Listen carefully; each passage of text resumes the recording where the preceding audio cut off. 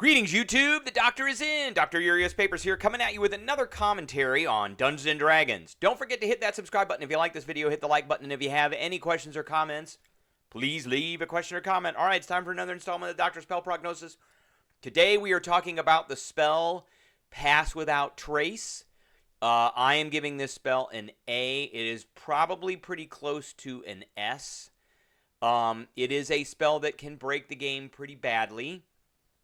It is more of a near combat spell, but it is so useful near combat, out of combat, and can be useful in combat that it gets an A rating for me. All right, so it is a second level spell that is usable by druids, rangers, trickery domain clerics, and circle of the land grassland druids who automatically get it. So not useful, not used, or able to be used by, warlocks, wizards, and sorcerers. But if you have a ranger, you better be preparing this spell. If you have a druid, you better be preparing this spell. That's pretty much. And if you're a trickery domain cleric, then you get it automatically. Takes one action. It has a range of self, verbal, somatic, and material component.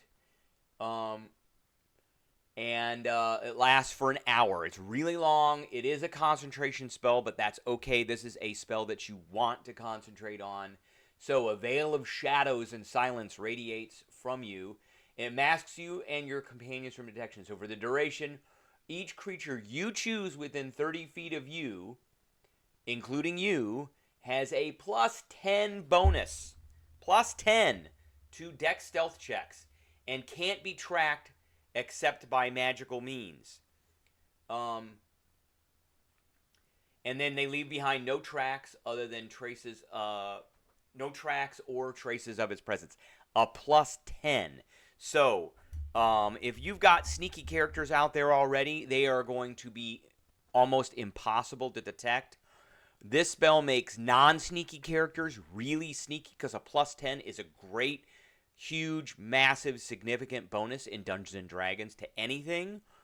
By the time that you're able to cast this spell at second level, most of the sneaky characters are going to have around a plus 7 or 8 anyway to stealth checks.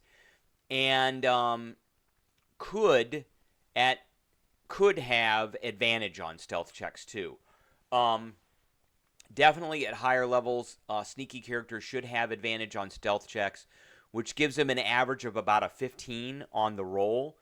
And then at that time, they're probably around a plus 9 or plus 10, which gives them a 25. And then this makes it a 35. So it's on average about a 35 stealth check. This is particularly devastating if you are playing an assassin. Per rules of surprise. So if you are a rogue assassin who is able to get Pass Without Trace on themselves, then you are pretty much should be coming into combat stealthed. Nothing is going to have a passive perception high enough to be able to detect you, and thus your assassin stuff should kick in, which means you get crit attacks for your surprise round, which is you get advantage, and you all of your hits are crits, which is just nasty, especially for a rogue assassin who takes advantage of this, who has like a longbow of some kind. All right, so this has broken games a lot. If you're a fan of Critical Role, especially Season 1, this gets cast all the time by Laura Bailey's Ranger character, and everybody else takes advantage of it on a massive scale. It pretty much tips the balance in favor of the party going first because they're going to get surprise. So, I would seriously consider using this spell quite a bit. All right, that's what I got for everybody today. I appreciate everybody tuning in, and I will catch everybody later.